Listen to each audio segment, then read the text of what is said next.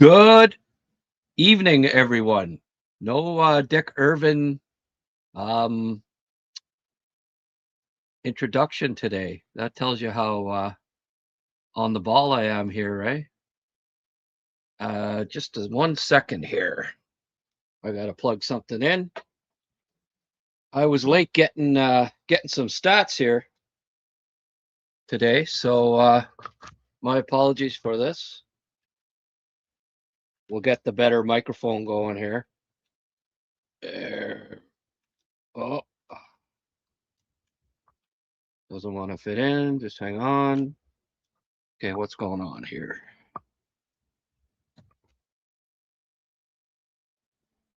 There. Can you hear me loud and clear? There we go. Off to a roaring start. Hey, everyone. Welcome back to HabsCast. I'm your host, Grant McCagg. I was busy getting some late stats. I always think of these things late, like what players got uh, accumulated more than 60 points when they were 19 at the start of their NHL season. How many players in the past 20 years have garnered at least 60 points?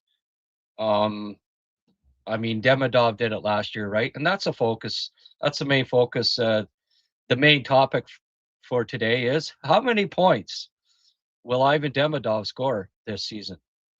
It's it's a good question. We'll see, but you know, I think there is a promising addendum to that. The fact that there haven't been many in the last 20 years that who were teenagers at the start of a season and scored at least 60 points. So let's have a look. Let's have a look here. These are the now this isn't official because I asked AI and they actually originally didn't have Demidov even on the list. So might be missing a couple, but these are most of them for sure. And also Stamkos wasn't there. So didn't have time to double check everything. Barzal was 20. I checked that. I know he had 85 points as a rookie, but he was 20. So as far as I know, these are most of them at least. Crosby obviously did it twice. Celebrini did it too. He's not listed here twice, but this past season he had 98 points. Patrick Kane at 18 at 72. Stamkos was 19 at the start of the 2009-10 season. He had 95. McKinnon, as a rookie, 83, had 63, and he actually regressed the next year. Austin Matthews, as a rookie, he was 19. He got 69 points. Line 18 years old, 64 points. Shows you how good he was to start his career. Mitch Marner, he played next year junior, 61 points as a rookie and a 19-year-old. Elias Pettersson, 19 at the start of his season, 66 points. Connor Bedard, 61 at 18. And obviously, again, at 19, he also did it. Demidov at 19, 62 points. Celebrini at 19, 98 points. So I'm not saying that's the master list, but that gives you an idea that there's 1, 2, 3, 4, 5, 6, 7, 8, 9, 10, or 11 different people on that list, and that's it over a 20-year span. So it's not that common. Let's just say it's not that common for somebody to get 60 plus points when they start an NHL season as a teenager. And of course, last year, Demidov started the year. He was still a teenager, and he accumulated 62 points, which is pretty damn impressive. Now, people are saying depends on his supporting line mates. Well, I guess. I mean, he's one of 11 in the past 20 years that did it with the line mates that he had. So You know, it's not like he played with 34-year-olds that are regressing. He played with a 22-year-old and a 24-year-old in Newhook most of the year, or 21-year-old Slav. So, uh, regardless, the players that he's going to play with are likely going to be better, right, than last year. But it also, he's going to improve. Just and he should get more points in the power play. He didn't get as many points on the power play as I thought he would, and he played on the first power play unit most of the year. I think that's going to improve as he goes along here because he's dangerous. He's dangerous. Um, yeah. No, I looked at it, Francois. Um, he turned. That's not like Francois to ever question something that I write. That's odd. 2016-17. Yeah, you're right. He was or no, sorry. 2016-17 he played 2 games. 2017-18 was his rookie year. He was 20 years of age. He turned it on May 26th in his rookie year. I double checked it before I came on air. So, Francois, you know, if I say I checked up a stat, I checked out the stat. Okay. So he was 20. Um, Now, Demidov is the straw that stirs that drink line. Okay. Um, you know, I put up a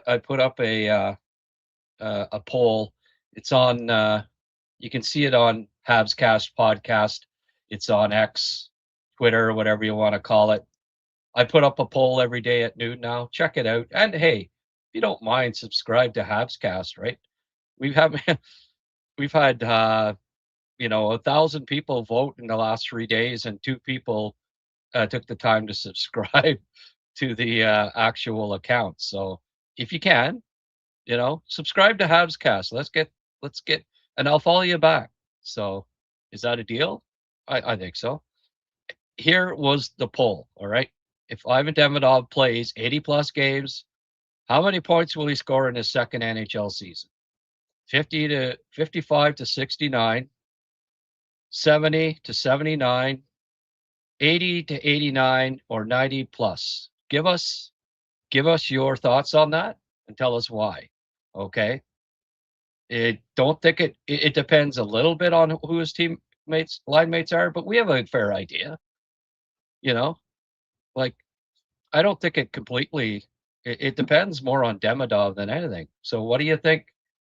How much of a jump does he take? Does he maybe get a similar point total? Does he even go back a few points? Let us know. Give us your opinion on that, and I'll get to your comments as we trudge on through here. Um, Personally, I'll say I'll give it a few minutes there and let people weigh in. But I did vote. I always vote on the poll, and I'll reveal what I thought was a reasonable territory for him. Yes, Francois. Oh, and you even had to check it even after I. Whew, boy, Francois, you really trust me, eh, buddy? Yeah. So here is here are the players that had similar point totals at 19. Okay, just I wanted and I was curious, what did they do the following season? Here were the other 3, right? And 2 of them were Leafs, by the way. So Austin Matthews was 19. To start his rookie season, he had 63 points. Following season, exact same point total, 63. There is an addendum or there is a star asterisk on that because he only played 62 games in his second season. So his actual points per game did go up. Okay. So there is there is a reason why he had the same point total. Elias Pettersson at 19 had 66 points. Following year, 66. Oh, there's a oh friggin' oh. When I get AI to do this, there's a friggin' error there. Marner did not have 61 points, and they switched the damn thing. I asked him to add a line, and then oh well, I better give him 69 points. I don't know why AI decides. Well, I'm going to make another change here. Anyway, he did not have 69 friggin' points in his. It was 61, I do believe.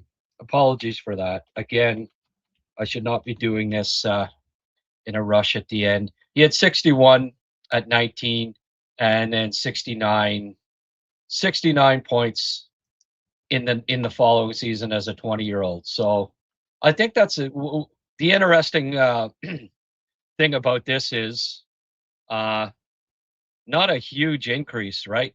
Pedersen was exactly the same. Marner was still in the 60s. You know, he went from 61 to 69.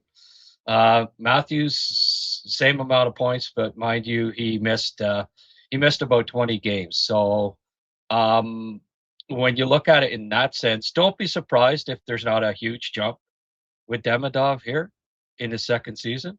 Like you know, sometimes second go around teams you know, they've got tape on you, right? They study hotshot young rookies. The pre-scouting is more in depth because they've had a year of video to judge you by, and you know it often is a little more difficult the following season. But you know, all three of those guys were rookies, just like Demidov was, um, and they you know, so that was their first look at them in the NHL as rookies.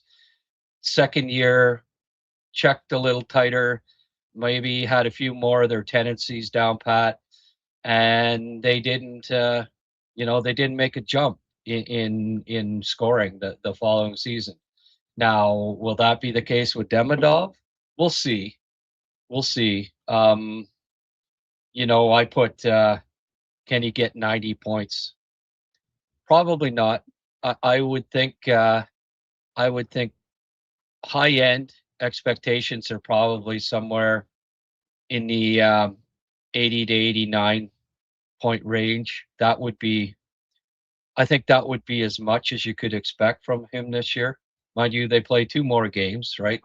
So, you know, if he plays all 84 and he gets 80 points, I don't think that's out of the realm of possibility. But I did take the 70 to 79 slot. I think that's likely what we're going to see from him, and the majority here agree. Basically, uh, you know, 47.5% said 70 to 79. So people are being reasonable about it and not thinking, oh well, you know, this guy's going to be a superstar. He's going to be 90 to 100 point scorer second year. We'll see. Yeah, and yeah, you know, to a certain degree, it depends on line mates too. If he spends the year with like Balduke and Anderson or something, well, don't expect you know, don't expect 90 points. If he plays with you know, uh Kapanen and Newhook, Kapanen and Slavkovsky. If he plays with Kapanen and Slavkovsky, I could see it being you know, 75 or so, 75 plus. If for some reason he gets moved to the top line with Demidov, Caulfield, Suzuki, maybe he cracks 80 points. So to a certain degree, I suppose it depends on his line mates, but I'm not expecting, you know. And I guess the other wild card is what if the Canadians trade for a Marchenko or right? Um, second line center that everyone, not everyone, but a lot of people have been clamoring for. If that happens, then you know, maybe he can breach the 80-point mark in his second year. I don't think personally, I don't think there's any question that he's going to have seasons where he's a point per game or better. Will it be in his second NHL year? That might be asking a little much, but when you do look back, when you look at the company that he keeps here, Crosby, Kane, Stamkos, McKinnon, Matthews, Marner, Pedersen, Bedard, Celebrini, all of these guys become, you know, all had point per game seasons, right? Um, and not very long after that season, or obviously some like Crosby already were 120 point scorers, teenagers, 100-point scorers. So, but you know, um, I think I think he, uh, I think it's pretty interesting that that's pretty elite company that he's in with this group, and Nathan McKinnon, uh, he outproduced what McKinnon did as a 19-year-old Demidov, and they basically had the same point total at 18. So uh, maybe it'd be nice if he ended up producing like McKinnon someday. Uh, Other topics that we're going to talk about here. Listen, I did an interview with Stephen Ellis. I'm going to play that in a little bit. It's an hour long. We had a great chat. Stevens does a pile of work. He's really dedicated. Does a really good job covering prospects. He does rankings. He's with Daily Faceoff. Covers the draft. Uh, was at the World Juniors Summer Showcase, so we got his thoughts on LJ Mooney, also Pugachyov, Reinbacher, and a bunch. So it's really interesting stuff. Stay tuned to that shortly. And also Vinny Rohrer. That's the other thing I wanted to bring up. Vinny played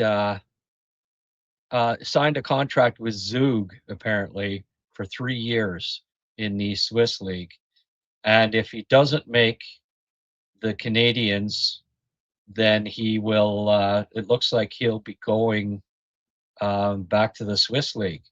Now, 3-year contract. Um, it's interesting that he'd do that, mind you. Now, this is according to a site. Now, it says here the Austrian team, if he doesn't make the NHL, he'll play for Zug.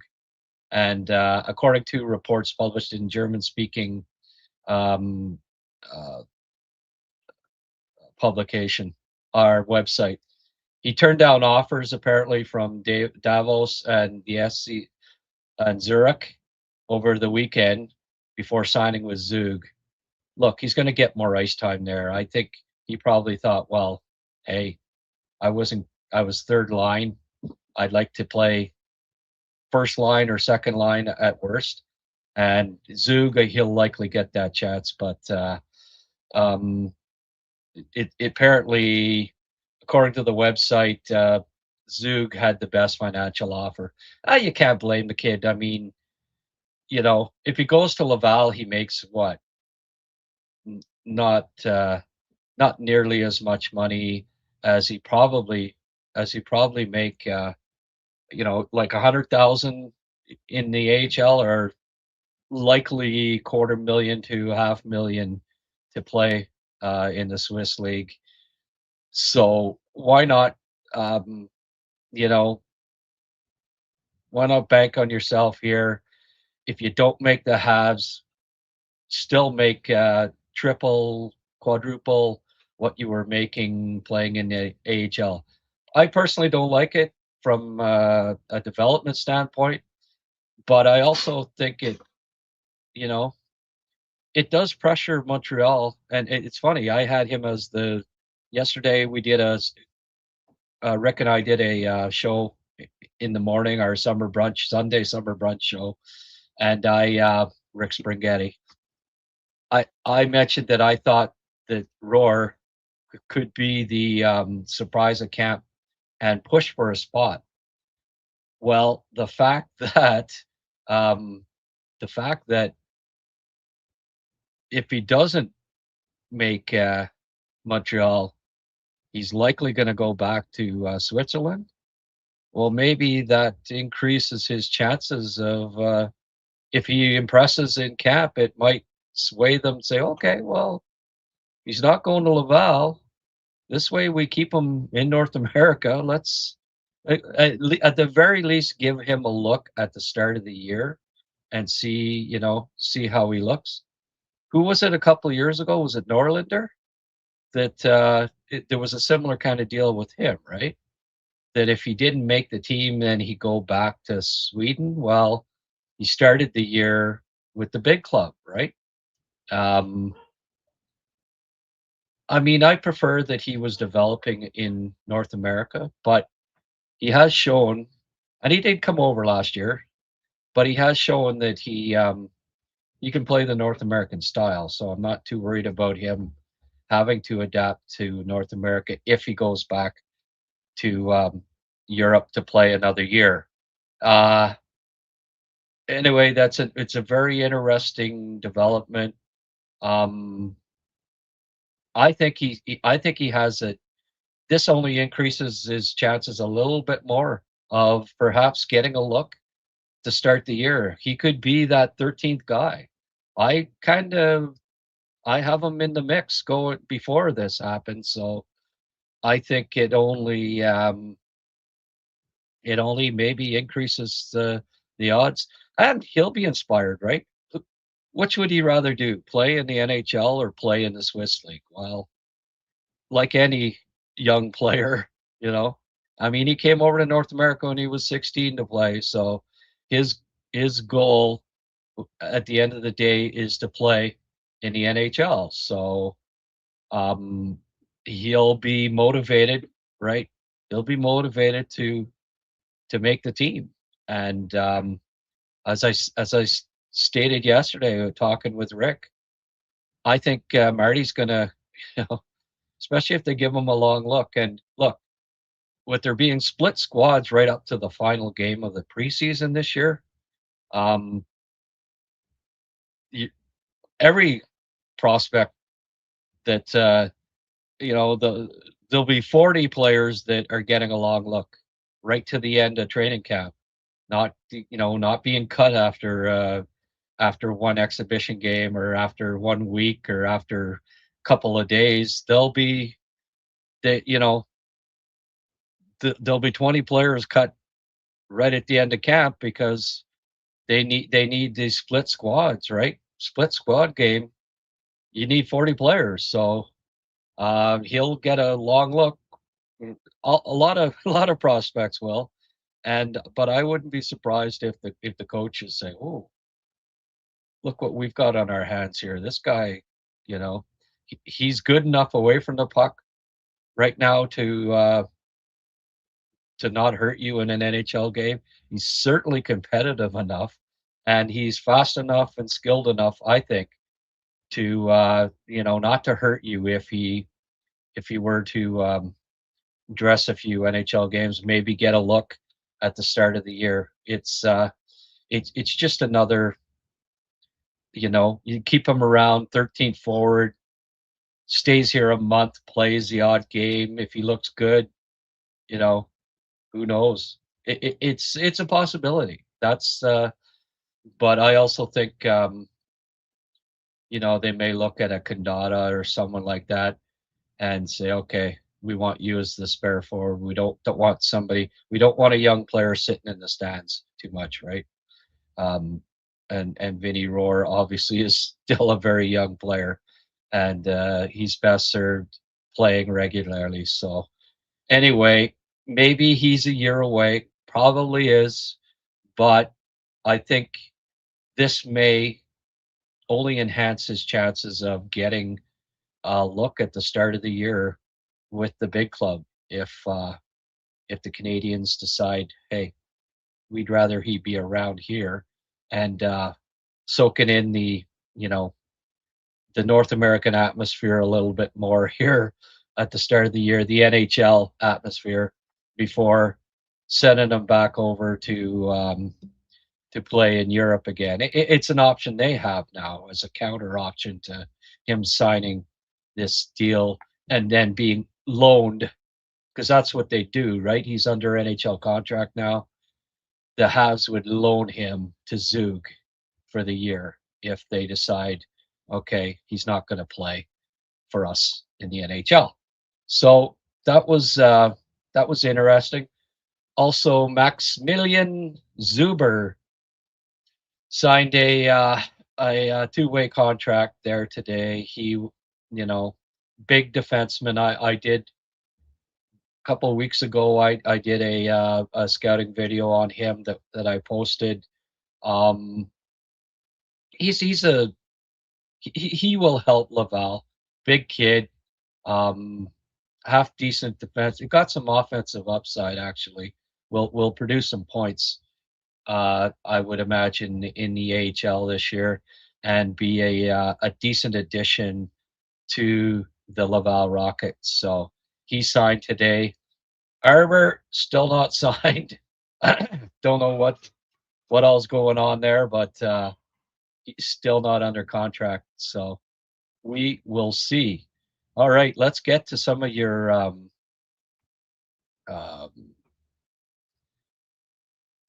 he might jump to the first line. Yeah, I did mention that, Big Bill. 70 to 79 is likely. That's where I've got him ranked. Um, didn't Celebrini get 60? I'm not sure. I thought he did. I did mention that he should have been on this list twice, right? Because I think, yeah, he got 63 points last year and actually 115 this year. So don't pay too close attention to those stats, folks. It's just a kind of a bit of a guideline. AI is still perfecting some things here. It had what did they have Celebrini down for? 95 points this year? 98. And he had 115. So I'm sure there's a few inaccuracies there, but it gives you a baseline at least. Um, you know, there haven't been that many. And the one thing I did check was the three guys that got similar stats at 19: Matthews, Pedersen, Marner. Their second year, you know, they were all in the 60 point. They all didn't score 70 points the following season either as 20-year-olds. So, don't be expecting 90 points from Demi just yet. Part of it would be that, it's still up in the air about the second line. It's still, you know, a work in progress, and who knows what Cappy uh, who knows what Cappy ends up doing. So, are you hearing anything on Doc Summer, his mindset, etc.? No, I don't know what's going on. Billy the Kid, thank you for tuning in. I agree, and I believe Hudson will be more improved this season, which will also contribute. Oh, that's a good point. Hmm. For my part, I've never seen him play outside of a few clips, so not much I can say. I guess I'll trust Grant and you guys on it. Yeah. Who, Rohrer? Yeah. Welcome to my world, talking about players I know nothing about. Okay, well, scared that Putin's going to draft Zurowski, Gleb, and Bogdan and send him to the front lines. Well, better not send him to Wildberries anyways, that's for sure. Do some shopping. I trust Grant's opinion on him. The little I've seen gives me encouragement he could work as a third, fourth liner. Not all prospects are going to be first line point producing players. The different development routes, SHL, KHL, AHL, NCAA, fun comparing the strengths and difficulties that come with each league. Yeah. Right now, if I had a choice, if I had my druthers on a prospect, I'd want them playing in the AHL. But I mean, different leagues. Swiss league is every bit as good as KHL, as far as I'm concerned now, as far as the development league goes. A lot of former NHLers in that league, more than the KHL actually. The Swiss league is right there with KHL. I think as far as strength goes, it's right. It's very comparable. Fast league. On top of that, there are tiers in each of those routes. Yeah. Demigod, 100 points this season. Hi, Grant. Yeah. 100 points would be nice, man. I don't see it, but if he gets 100 points and he's playing with Cappy going to be a 35 goal scorer? Ooh, I'd be one happy dude. I'll tell you that much. 100 points for Demi. I'll take the under and be the villain of the HabsCast. Yeah. Under. Yeah, I'd say he gets under that. That's not being a villain. No under for sure, unless we get like McJesus to play with him. I could see Montreal having 5 guys with 80 points. Sometimes a team just needs a guy that is willing to do the dirty work, a la Rohrer. Yeah. You think he might play? I don't think he'd play that high up, but I think he could. I wouldn't be completely shocked if he made the team. He is a kind of a natural replacement for Gallagher, you know. Will be in the 70 to 79 point range. That's what I've got. That's what I went with. Let me just quickly have a look here and see what the updated stats say. We're up to 189 votes here. 48% say 70 to 79. 36% say 80 to 89. 55 to 69 points, 9.5%. So, every fewer than 10% think that he'll get under 70 points this year. So, hey, Habs fans have high expectations on this kid. Even if, like I showed you there, these other guys had kind of blips, right? They didn't. Their point totals didn't go crazy. Marner, Matthews, and Pettersson, none of them hit 70 points the following season. But hey, this Demidov kid, I think, is a special talent, and I do believe he will find a way. Oh, we just got another Greg Baillargeon just signed up to Patreon. Thank you, Gregoire. I'm going to post some videos this week. We've had 3 new members in the last couple days. That's encouraging. I'll get some more. I'll get some more good stuff up there, and also good luck. Hey, if you get a membership and you don't have to get an annual membership, just get a membership, and I hope that you stay on once you do. But you are eligible for 2 seats. 2 tickets in section 124, which is they're worth like $300 a piece for the last exhibition game. They're great seats. Split squad game, Ottawa against Montreal on September 26th. You are going to go directly into the draw And at this point, you've got like a 1 in 50 chance of winning those tickets, which the odds are fantastic. There's no, there's no lotteries with odds like that, right? 1 in 50 chance. So sign up for our Patreon page. There's all sorts of good stuff on there. I've been scouting, and I will be scouting all year prospects um, for the Habs prospects, and I will also break down players playing in the NHL for the Habs. There'll be game highlights, all sorts of stuff that you can't watch on YouTube because they block it because copyright issues, right? Well, if you go support our Patreon page, you can see. Don't tell anybody. You can see a lot of that stuff. All right. Demigod on the ice all summer. Yeah, I know he's a freak, just like Hudson. We're often talking about second line center. Both Carolina, Florida had projects. Yeah, guys on their second NHL teams too, right? In Stamkos and Bennett. And let's not forget, like, look at the point totals for Bennett in their 2 years that they won cups. Not very high.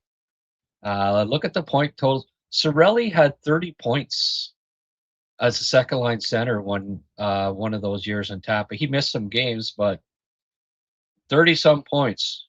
And he was the second line center on a Tampa team that won the friggin' cup. So it's pretty crazy when you think about it. Oh, I guess Mark is here. Not saying too much, Mark, just handing out the cash, my friend. Thanks for the $5. I appreciate that. Um, would I rate SHL as tops of the Euro leagues? Uh, yeah, yeah, I would. But it's not far ahead of. It's not that far ahead. Um, as noted there, Kenny, it's the poll is on my HabsCast account on Twitter. I'll put up I'll put this up again.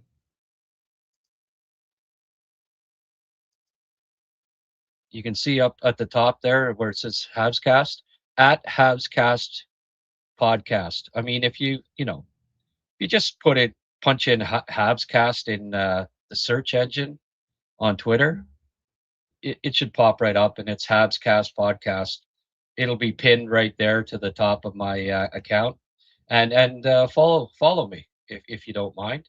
Um, you know, as I say, it was 47.5%. It was up to 48. It's up to 48.1% now. We've had 189 votes, which isn't bad.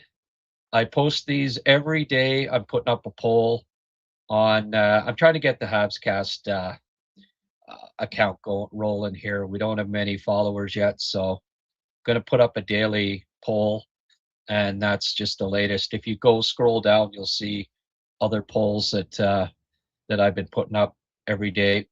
But it does look like the majority think, by far, the majority feel like we're talking 85% think that he'll score between 70 and 89 points this season, which would be pretty cool, right? I wouldn't mind that at all. All right. By the way, hit the like button, subscribe if you haven't, and if you do subscribe, make sure that your notification button's on so you are aware of whenever there is a new HabsCast. I'll get to a few more comments and then we'll play Steve's interview here. How feeling your summer? Oh, okay. Well, that's a question for Greg to answer. I will discuss my feelings on the Flyers cast. Okay. Just watching how might be one more year. Wouldn't it be awesome if Cappy came in bigger and stronger, playing like a true number 2 center. That would be great. Artone could be up there for Rookie of the Year, maybe. Last season, Suzuki, Caulfield, Slot, Demidov, and Hudson only missed one game between the 5. Yeah, I don't expect them all to be healthy. I do suspect that Suzuki will, though. Dude's seemingly indestructible. 25, 50 assists. 25 goals, 50 assists would be perfect. Yeah, pretty much.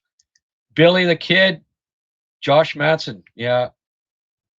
Oh, he'd be great to have, Billy, but guess what? Colorado's not giving him up. He's a big piece of their playoff puzzle. They're not parting with Josh Manson. That's good. We've somewhat blessed by the health of the top guys. Yeah. Don't do much on Twitter. Yeah, well, unfortunately, I got to use it. I got 25,000 followers on there.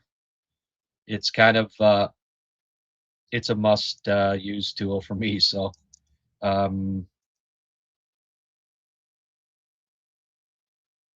I'm not wrong, there's also a poll feature in YouTube. Maybe something you could sometimes use. Yeah.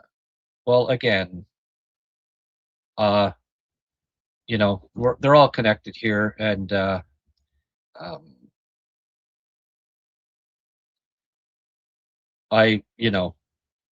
have to keep utilizing Twitter and building it. Have you seen the article that reported there's still a chance Hage could sign with the big club?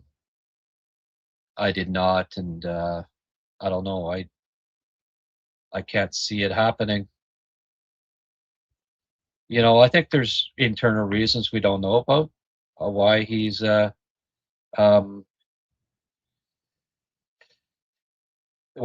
back. But if he was signing with the Habs, he would have made the decision last spring, and he didn't. How many guys turn down the money and say they're going back in the spring and then don't, like, less than 1%? So I'm not saying there's no chance. Yes, I'm saying there's a chance. But anyway, look, I better get to this. Stephen Ellis was so kind as to come on here on the show this morning, and we had a really good chat. I'm going to play that now. Okay, we're caught up on the messages. I'll keep an eye on the live chat. Maybe respond to a couple of things in the live chat while we're going along here. So keep posting, and then after I'll get to a few more of your thoughts and comments, and we'll play that now. I am pleased to be joined by Stephen Ellis of Daily Faceoff. Stephen, or will we? Just a second here. Sound is up. Great to have you on the show. How was the did you go to the World Junior Summer Showcase? Yeah, I went there for a couple days. My first time ever. I can't hear that. Can people hear this? The rink in Windsor, and I like that rink. It's a nice rink. Yeah, let me know. I would say it's good crowds, but I don't think it was necessarily that. It was quiet in the rink, but I don't think it was Windsor hockey fans' fault. I think it's the fact that the tickets were so insane for a summer hockey tournament. But yeah, it's still a fun experience. Good to see all the players, and had a really good burger near the ring too. Shout out to Smokies. That was again good time in Windsor. It was a good spot. How much were the tickets? I think I was seeing tickets as high as $80 for the Canada USA game. Like other Canada games were like 50, 60. I think it's 30 for the non-Canada games. There was like one game I think at the beginning of the tournament that was like $18, but it's like that's wild for a tournament like that. It's exhibition. And I'll give it credit. Like, I guess on one hand, like I'm talking to some of the fans of Windsor, they're willing to spend the price because they don't know if they'll ever get a World Juniors. So this could be like their one chance to kind of see like Canada, USA, or any of those teams. And I will also point out, like, a lot of times this tournament has better players than the actual World Juniors, because like you look at Schaefer was at this tournament last year, right? And that's true. And that's partly because some of these guys could go to the NHL. Like there's a chance that like Brady Martin, like assuming his knee's okay, he got pretty banged up in the final game. But yeah, there's a couple of those guys who could be in the NHL, and then that's where things get really different. So I think I get that point, but man, I couldn't imagine spending that much money for a summer hockey game. Yeah, especially a 7-2 blowout game. Doesn't matter which team you're cheering for. Well, I mean, can you take any? Does that mean like U.S. is the favorite for the World Juniors because they won one exhibition game 7-2? Like, no, why did they win 7-2? Like I didn't see it. That was one where Canada clearly didn't score a lot of goals. They only scored twice. But I think, that was one where it's hard to blame goalies. Like I play goalie myself. I understand it's sometimes hard to blame the goalie, but Lucas Beckman needed to make a few more saves. There were some goals there where just like, oh God, man, that's not good. I still think he's going to make the team. I think he probably should. I would have him as the backup, and it feels like Hockey Canada still really likes him. He's been in the Hockey Canada system for a few years, but USA. Like neither team had their starting goalie, so there is that. Like there was a good chance that the goalie USA used, Ryder Fedorov, could be the third goalie in that American team, and we didn't see Jack Ivankovic play. I think with USA also not having Cullen Potter, they sat Chase Reed. Like they sat some pretty good players and still went out there and dominated the game. I think also the big real difference maker there was that line of Mikey Bearchild, Ethan Wittenbach, and Wyatt Cullen. I don't believe they split up at any point in the tournament once they got together, and they were the best line by a mile. Like no line in that tournament was that good, no matter what team, no matter what situation. And I think that chemistry was just unstoppable because they were the ones creating most of the damage out there. So I just feel like it was just a game of USA just played better. Simple as that. I think it's fair to say that Wittenbach probably should have been drafted higher, looking back on things now. Like, I still think that the time that the spot he was picked at makes sense. But man, yeah, that's you could make an argument he's a top 5 prospect in that draft class now. Like that's just unbelievable. And watching what he's been able to do, there's a legitimate argument that he's beating up on some not so great players in college. No question about it. But then you bring it to a showcase like this, and he's also the best player at that. Like he's been the best player basically for close to 2 to 3 years now playing hockey. Like this is a guy that just dominates every level. So I think the Flames have a star on their hands now. Well, he's a good-looking prospect for sure. And there's another one that was drafted, a smaller player, drafted 4th round by Montreal Canadiens, who I noticed a couple of comments from you on Twitter about him, and that's LJ Mooney. How he didn't get any points in the final game? I don't believe so, but the thing about Mooney, watching him play is also, again, it's amazing that his name is like Little John, given he's also like the smallest guy in like the world, basically. It's funny, but watching him go out there, when I found out that was what LJ stood for, I'm like, that can't be that. Come on, and then that's the name he goes by. But with Mooney, like. He didn't go out there and blow the doors off offensively. He didn't put up a ton of points. He was much better at this tournament last year. But it was the things that really contributed to his game that really were noticeable. That things like the speed, the skill. Like he was always chasing after guys. It felt like he's playing a pretty physical game. Like everything about that was like you knew when he was on the ice, and he was making his line better every single time. USA wasn't as dynamic, especially on the power play, when he was not in the lineup. So I feel like that's a guy that had that impact of just being there, being tough to play against, which again is what you want from a smaller player, a guy his size, and that ability to buzz all over the ice, beat most of his opponents in one-on-one situations. I think that was really impressive. So he's not going to. I put him as one of the standouts. I believe I end up having him in there because it's like this is a guy that just was just impactful. Just overall, like good, smart decisions, wasn't making a ton of mistakes. I think there was the one goal. I think in that final game, he did get stripped of the puck and it did go in. I think it was Ethan Belchip's goal. But like overall, I think it was a long shift. I think a bit of a discombobulated shift overall. So overall, I think if you're a Habs fan, you're probably happy with the way he played. Okay. I actually, lack of physicality has been one of my issues with him. So glad to hear that he'd been a little more competitive. I found him doing a lot of standing around last year. at times, especially in his own zone. Did he play on the penalty kill at that tournament? I can't recall, to be honest. Okay. Well, they were the thing they were doing. They had a lot of like they didn't. I think the power play stayed the same most of the tournament, but like the penalty kill, they were just kind of throwing whatever they could out there. Okay. Well, I do know, like last year, his coach Bob Motzko had him both Minnesota and at the World Juniors, and utilized him a lot on the penalty kill. And I just don't see him being good in his own zone. I haven't seen it. And I couldn't believe actually at the World Juniors that he was one of their main.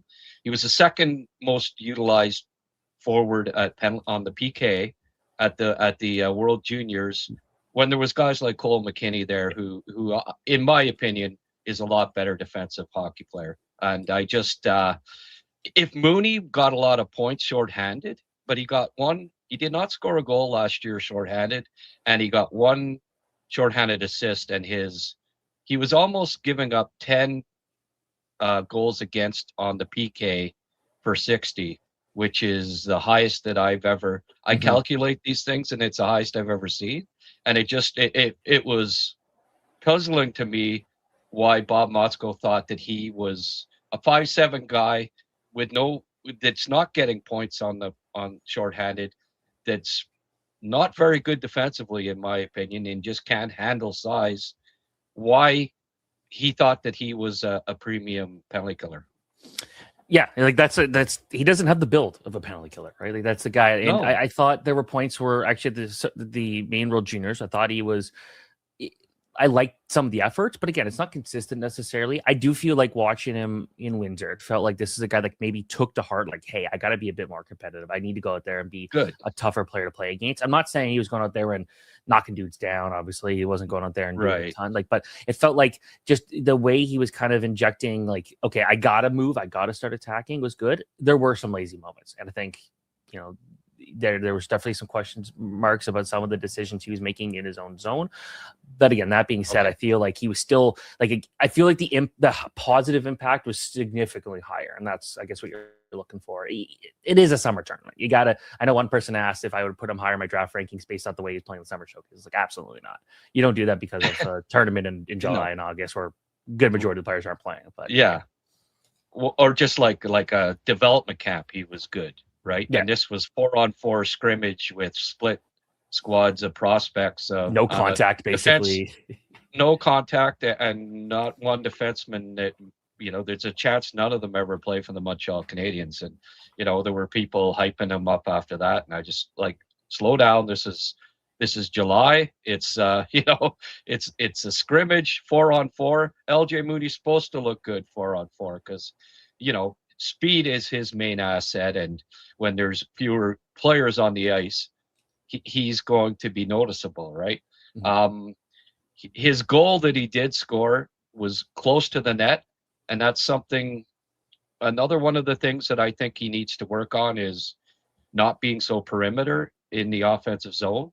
I know he likes to. He's a playmaker. He's never going to be a goal scorer. You know, he doesn't have a great shot. He doesn't have the size to power to the front of the net, but I would like to see him make a few more forays into the dirty areas to try to score goals this year in college. Yeah, 100%. Like that's something he's going to have to continue to work on. You know, like watching him go up there. I want to say, who was one guy that I noticed him play against hard? Cole Reshny was a guy I saw him battle against pretty hard, and I was like, okay, like that's a guy who's size, sort of. not a huge guy, but still someone he's got some muscle to him, and I felt like he was able to kind of handle that. Okay, he did a good job of going past guys like Daxon Rudolph and a couple of their guys there. So I think overall, in general, like the one thing that he was doing a little bit through the middle was like he was still trying to dangle a bit too much. I think that's maybe another criticism I give him. When you get the puck, you try to do a little bit too much, and I just wish he would shoot. But that's just game. And then he does love the perimeter, but he also did expose a lot of defensemen on the perimeter too. I will give him that credit. Like he kind of would take the game to the outside. He would draw guys towards him, and then he'd get the puck where he needed to be from there. So that was solid. Right on. Where did you rank him in his draft here? Do you remember? Oh, approximately. I want to say like I liked him. Third round. Yeah, that sounds about right. I'm bringing these up right now. I had him 72.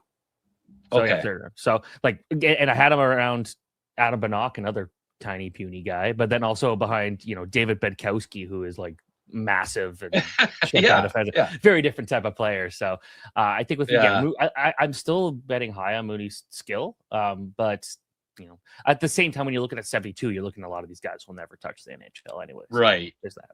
Well, I actually like Banach more. I just think he's a lot more competitive. I think he's a lot more competitive. Smart. And that motor just never stops. Like looking at Montreal, right?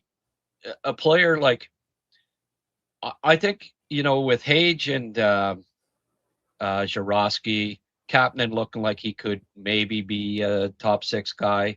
But then they've got Caulfield, Suzuki, Demidov, Slav, who are top 6 fixtures over the next decade, probably. It's going to be tough for a player like Mooney to ever crack the top 6 in Montreal. So then you look at him, well, it'd have to be bottom 6. Ideally, the Canadians aren't looking for 5'7" playmaking wingers. I don't see him being a center in the NHL. 5'7" playmaking winger in your bottom 6. I just like, and hey, he was a 4th round pick, right? So we have to be realistic about this. I think the Canadians have one of the best farm systems, like draft pools in the league. And if you look at under 25, it's right at the top. So it'll be tough for a player like LJ Mooney, I think, to play on the Canadians down the road. But that doesn't mean that maybe another team that has a need for that skill, playmaking, and they've got a big players in their top 6, or at least their middle lines. I don't see him ever being a first line player. Maybe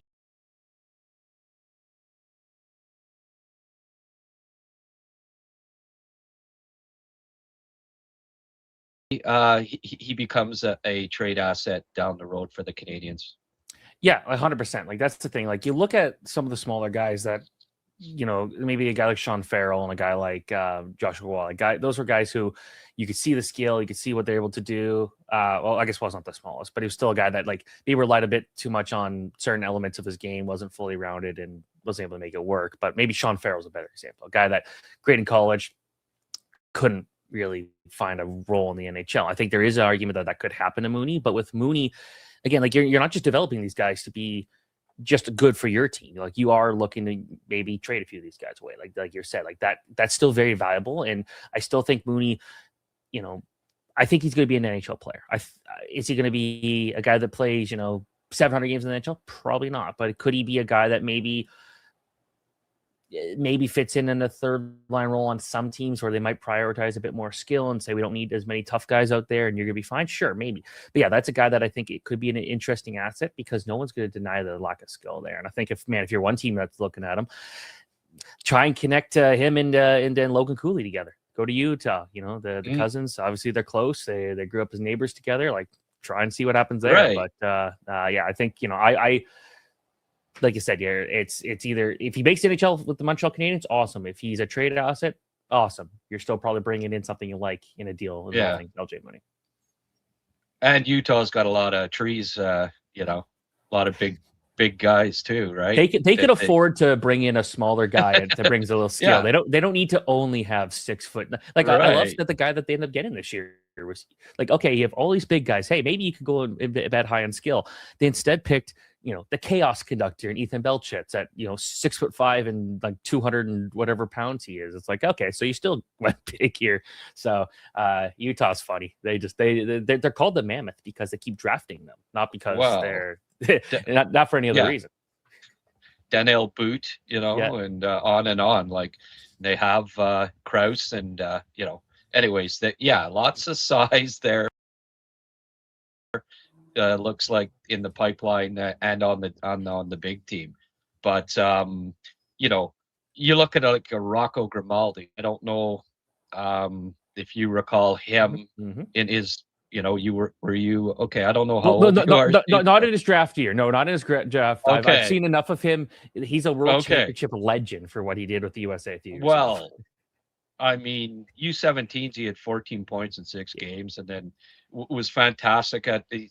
I kind of equate him a bit to Mooney and the hype that he got. He's getting before the NHL type thing, and it may end up being that kind of a career for LJ Mooney, where he he gets some looks, goes to different organizations, maybe gets 300 NHL, and that's all great. Like for a 4th round pick, that's more than you generally get by quite a bit. So, I kind of, for the Habs fans that just are so hyped on him, like I see,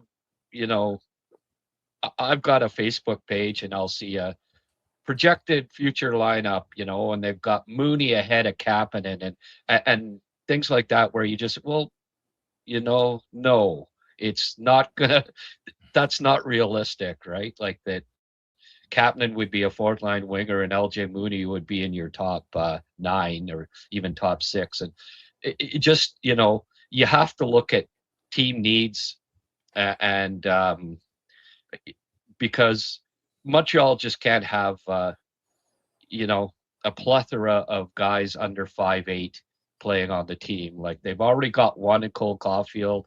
Typically, you've got one, and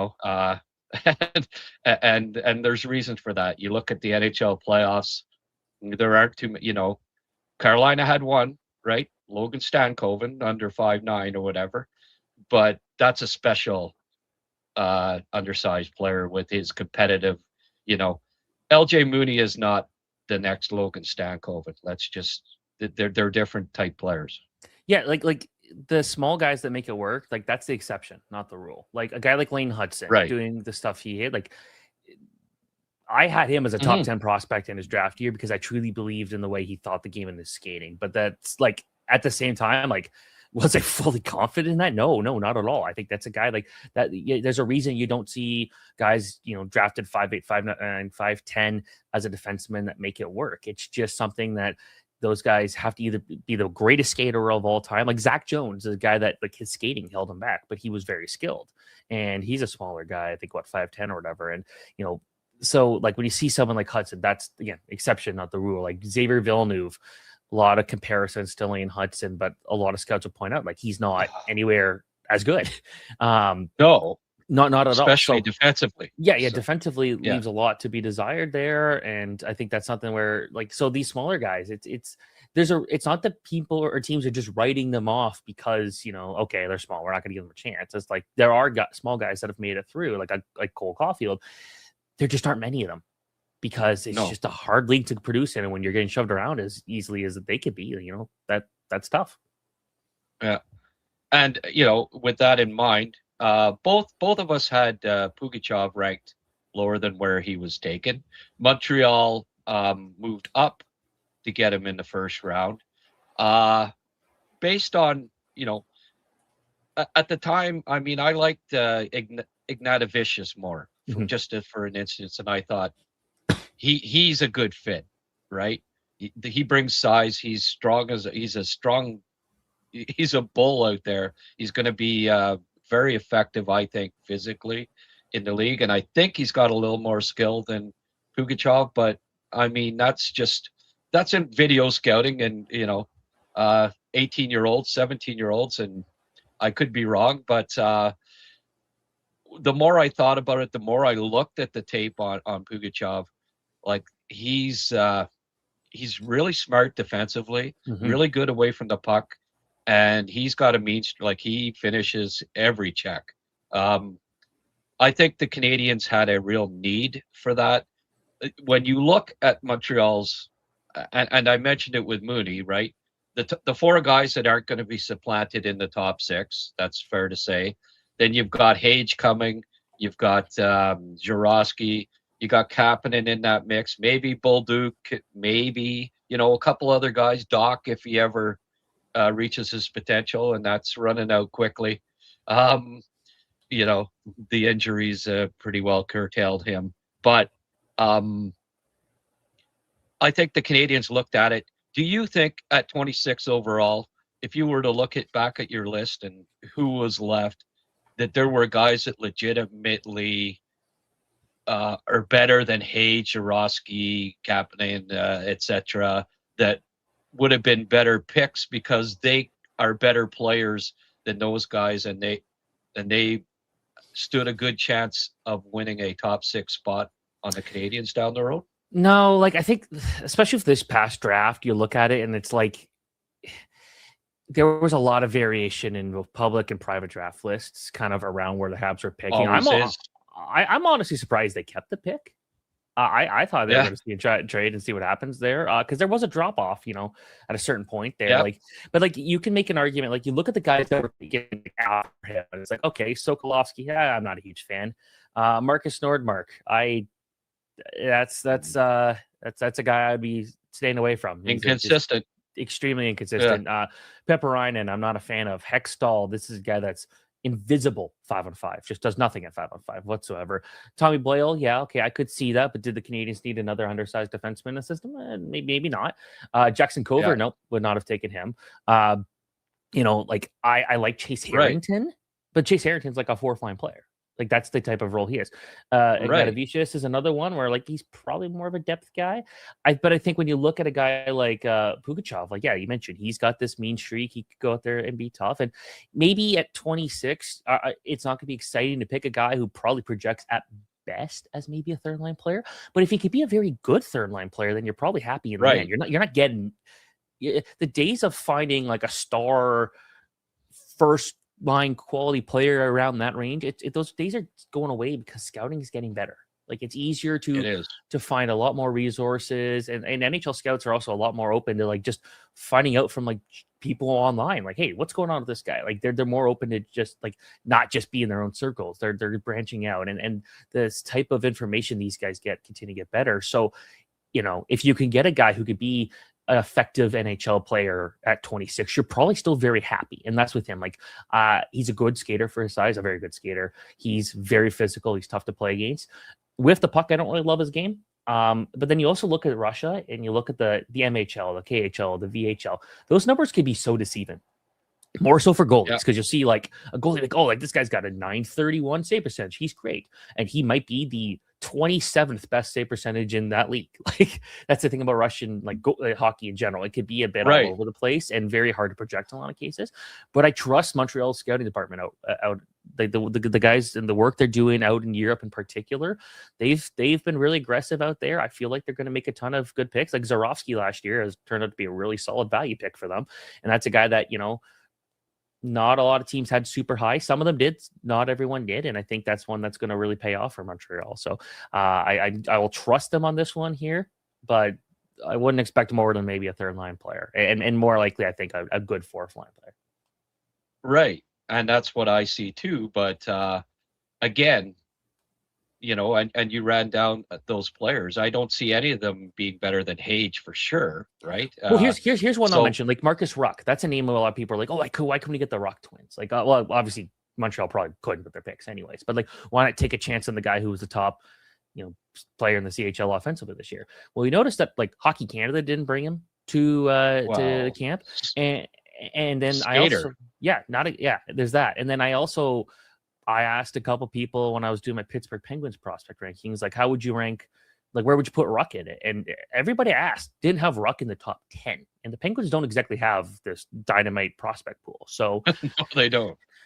It's gotten better the last 2 years, but this is a team that's going to take a while to be very competitive. So okay, absolutely. So that's when you look at that and say, okay, if you could get a guy at number 26 who projects to, you can understand the path to the NHL, again, that's good. Yeah. Well, I mean, Hage is, 3 inches taller and skates way better than Marcus Ruck. There's no the size skating combo is always going to be important to NHL scouts, and in that regard, he's light years ahead of Marcus Ruck at this point.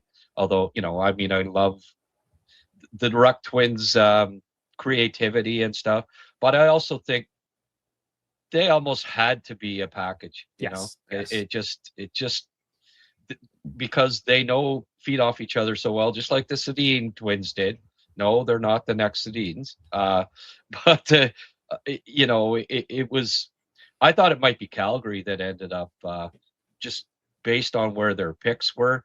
But you look at Calgary; they got a pile of undersized players in the system and on the team as well. And maybe they looked at that and thought, we've got Reshny, we've got Coronado, we've got Cullen Potter. Yeah, we best that we don't go that route. But I found it interesting that Pittsburgh was the team, but 2 years ago they had the worst, I think, prospect pool in the league, and they've done a good job of adding skill, right? Skill and intelligence to that group, and I don't mind that it was Pittsburgh. I get it from Pittsburgh's perspective, and again, you look like at a Montreal team. I don't, they probably didn't think at 26 they could get a guy that was going to beat out any of their, was going to be a top 6 player. So why not see if you can't, because like I said last year at the playoffs, that they need another Josh Anderson, right? Mm-hmm.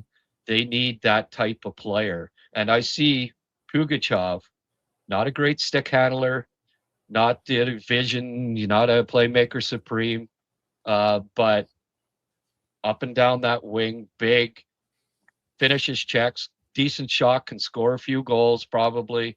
That type of player, right? That they need, I think. And they went to the 3rd round, but they weren't beating up Carolina. I think they needed more size and forechecking, hitting, guys that can help wear down a team by the 3rd round of the playoffs. And the Pugachyov, I think they looked at it and said, okay, we're a Final Four team this year. We've got a good prospect pool. We've got maybe the best under 25 talent in the league.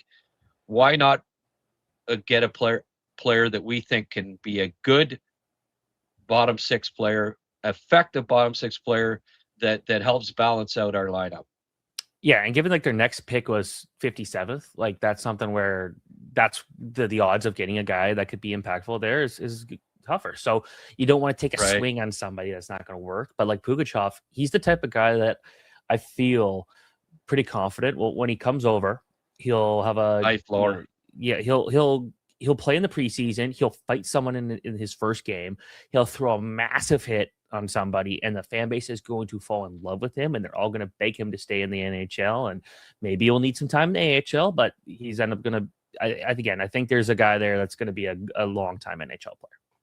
Yeah, Have you seen a video of him fighting? No, but it's kind of like Nikita Grabenkin when he came over to. He came over from the KHL and he got to fight his first preseason game. And he's like, I've never fought before. Just that was fun. I'm like, yeah, I could see that being the case here. Yeah. Just a guy trying to make some fans.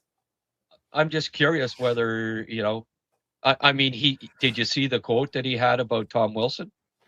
Like, he's like not afraid of him or whatever it was. Yeah. Well, just the way he said it. And I've never seen him. Like, I went back several years, looked for majors, right? Yep. Went through Instat, through all of it.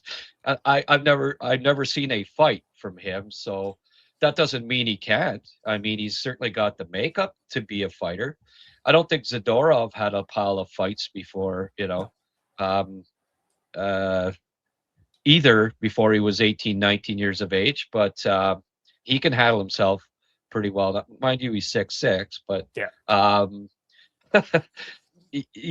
That there's that unknown, like, and Habs fans seem to, a lot of them thought that was great. I kind of, kid, you've never been in a fight on the NHL ice, and you're saying that you know, and I know he probably was sort of saying it in jest, and I get that, but I don't know. I'm not sure I'd have gone there saying it. Like Tom Wilson's a pretty capable fighter, and you know. I like the confidence. Anyway. It's not like he has to worry about fighting him in the next short term anyways. People are going to maybe forget it. Maybe by the time he's ready to fight, Tom Wilson's like just a wrinkly old guy. And I don't think Tom Wilson's going to forget it, but yeah, that's fair. It is Tom Wilson. Yeah, it's all right. And yeah, he'll be on the bench doing this. So, like it reminds me of Michael McCarron in his draft year, where, you know, and of course the Montreal media, right? They got to stir the pot always. Oh, what about Lucic? And it was one of the reasons he was drafted, because Montreal had gotten beaten up against Ottawa in the playoff series that year. And then so Montreal turns around, they pick the 6'6" guy, right? But again, he'd never fought in, you know, national development program. You aren't fighting, right? And asked about Lucic. Oh yeah, I'll handle him or whatever. And oh yeah, Lucic was probably the toughest guy in the league at the time, or one of them. Yep. And you know, McCarron wasn't about. He never handled. He never beat up Milan Lucic, but there are just some similarities there. It reminded me back to that time when McCarron said that. So it's I just found it interesting that he went there with that. But again, just, you know, it was trying to be confident, exude confidence, and I don't think we can take too much from that one comment about him. But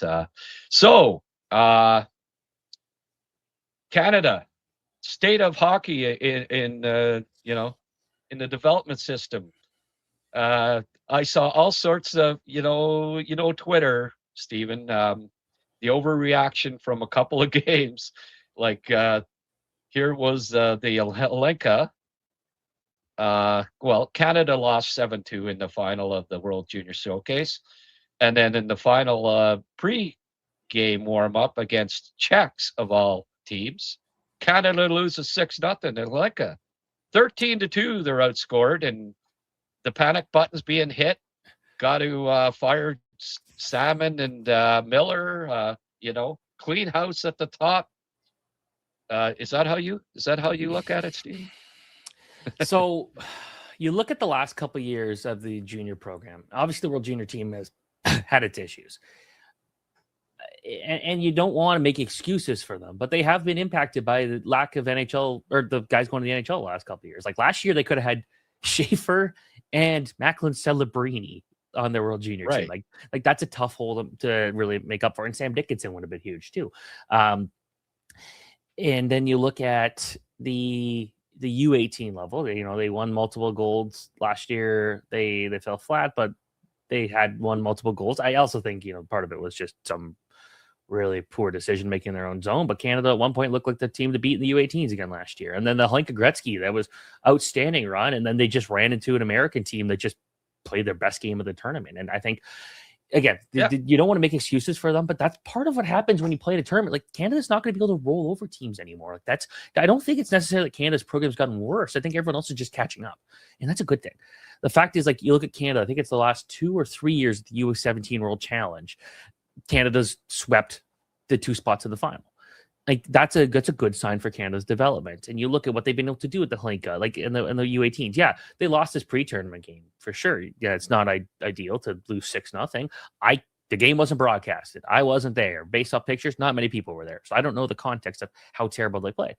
But they also just, like, a couple days before that, pumped whoever they were playing in their pre-tournament game, and they looked great, and they had a strong group there. So, like, I think to keep in mind also with some of these international events, it's like Canada's roster came together a couple days ago, and in Czechia, like, this group's been playing 3 years together. And I think that's also something that's noteworthy. Does Canada need to finally win something? Yeah. Like, you look across the board and them not winning a single gold medal in any major IHF event last year hurt. They did have the U17s, but that's an event that's Hockey Canada run. It's not even a major deal. It's one of like 40,000 U17 tournaments during a year. But then you go in there and you can kind of look at the context and say, like, I'm missing missing Macklin Celebrini is a pretty notable guy, and missing Schaefer is a pretty notable guy. But like you look at the World Junior team this last year, like they actually had some really good metrics. They're one of the better teams in that tournament in most metrics, and then they just can't beat the Czechs for whatever reason. I don't know what it is with that country in particular. Canada just can't figure out. Yeah.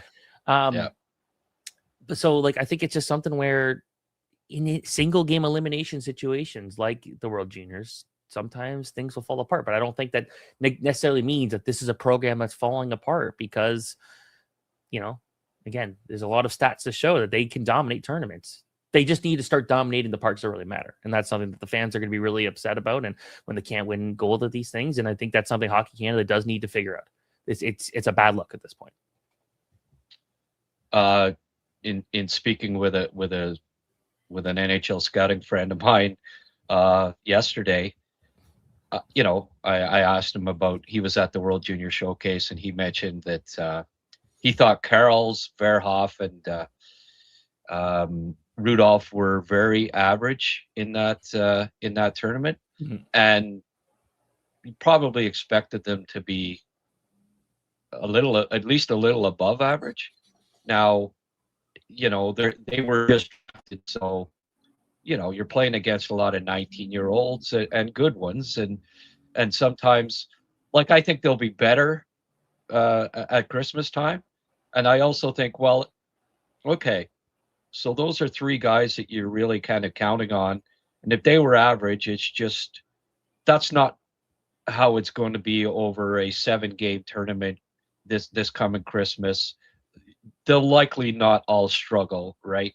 I would suspect. Sometimes just in a short little exhibition, middle of summer, you know, again, you can't read too much into it.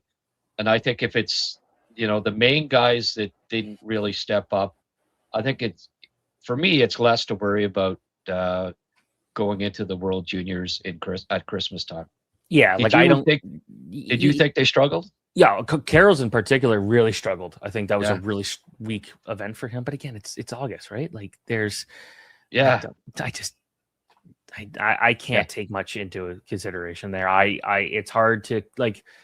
You're looking for some improvements. You're looking for those, like for me, the Summer Showcase is more about like, could you find a guy that could really push their way up the lineup? Like LJ Mooney was not a lock to make last year's team by any means, but the Summer Showcase really helped him become that lock. And it's like, okay, there's no way they're letting him off there. I think Riker Lee was another one of that.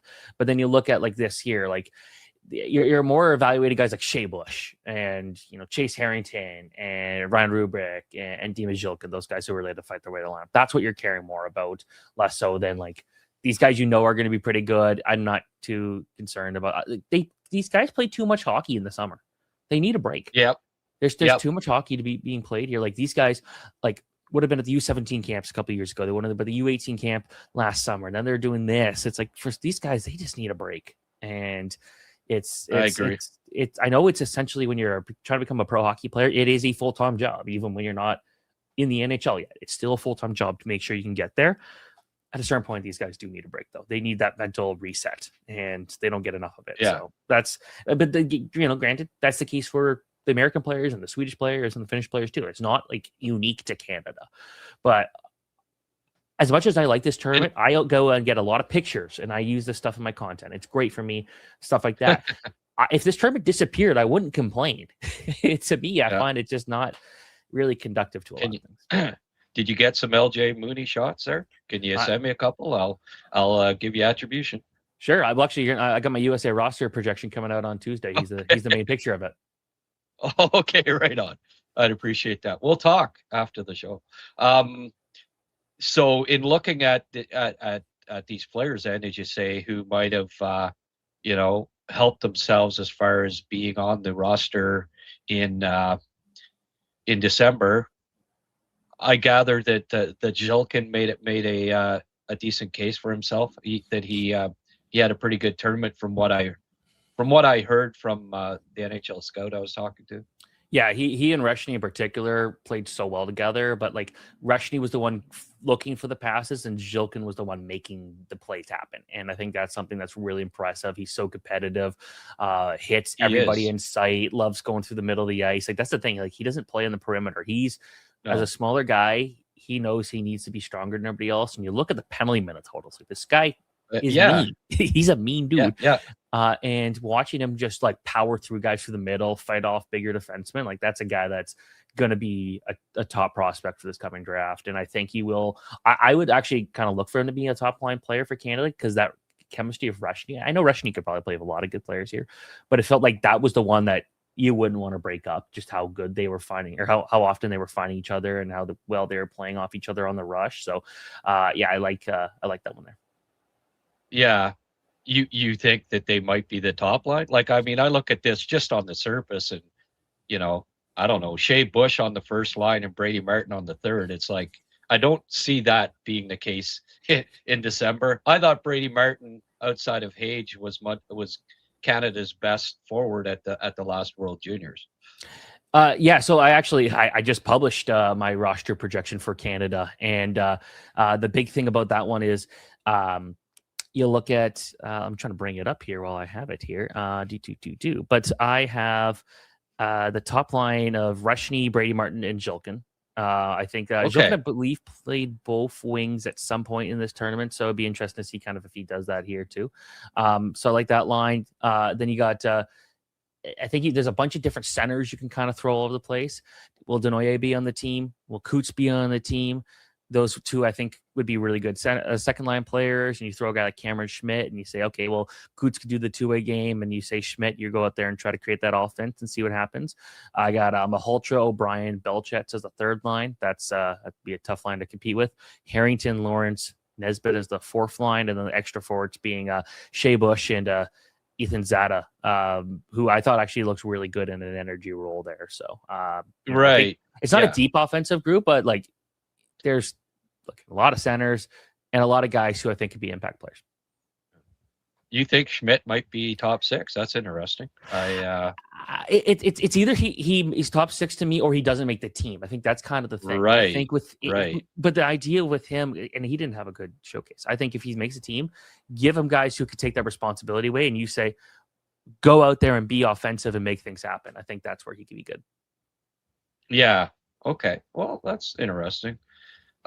Sorry, did you have Belkitz in there? Yeah, I got him on the third line. Third line. Okay. I could see Denwye O'Brien being, in the top six, and I think that you can get a top six without.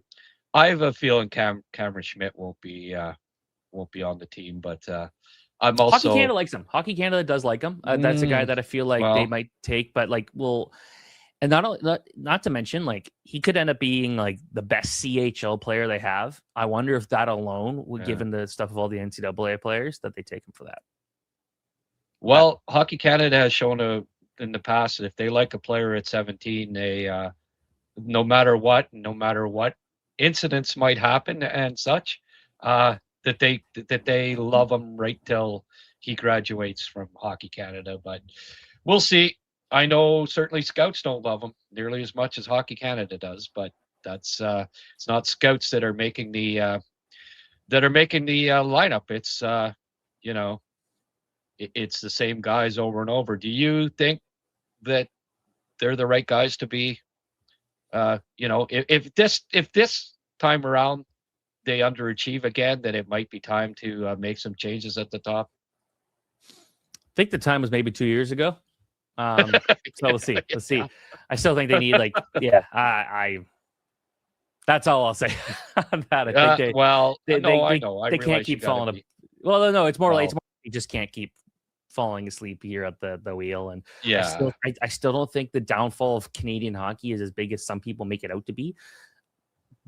But it's still something where, again, they need the results at the top. Yeah. Well, there are, every year we can always dissect and say, well, why isn't that? And that's part of the fun. It's not easy picking a team for Canada, because there's always players that deserve to be there, but don't get the call. I know 2 years ago, as someone who follows the Habs and follows their prospects closely, I could not understand why Michael Hage was not on the team, just as an example. And then last year, he's the best forward. I think in the tournament. So, it's safe to say that looking back, maybe we should have had him the year before. But anyway, that's my little Habs perspective on it. Runso, how much was he kind of the seventh guy when he played? He didn't really.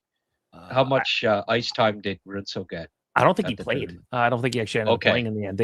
I couldn't figure out what the situation was there, but I don't believe he actually did play. So yeah, I like him though. I like him. He's a tough dude.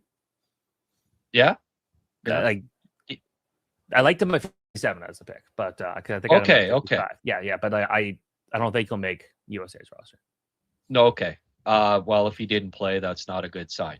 I like his outlet passes. I find he hits the tape he's very good with his outlet passes. Passing in general, he's a very, very precise passer. I like that part of his game. He's got good size. When he is engaged physically, like you say, he's got that edge. Skating, pivoting, those things. And I mean, as a kind of a stockier sort of player, that's often can be the issue when you're 17, 18 years of age, still developing as a prospect. Do you see his skating as maybe the thing that he needs to work on the most? Yeah, like he was a bit of a late bloomer. So I feel like that's something where like skating was definitely something that still needs some work, but that's one of the traits that's like, okay, if I'm an NHL team, I'm willing to take a chance on that because you can fix that. I know that's almost kind of cliche at this point. Not for everybody, of course, but like looking at Rutger McGroarty, that's a guy who obviously way different style player, Pittsburgh Penguins prospect, but that's a guy that wasn't a great skater in his draft year, and you watch him in the NHL last year, and he still was not a great skater. It's like, okay, so maybe you're not be able to fix it for everybody, but Runso, like he's got that ability he can be mean. I believe he got into a fight in the WHL top prospects game, which in my opinion was probably some of the best hockey he played all year last year, where he was just physically just taking, no one knew how to get around him. At his best, he could do that. I want to see him be able to do that consistently, and being a better skater, being able to take over or get to the corner quicker and win those battles more consistently is something that will be pretty beneficial for his tenure. Were there any of Montreal's picks in the past draft that you kind of, you said, oh, that's really good value.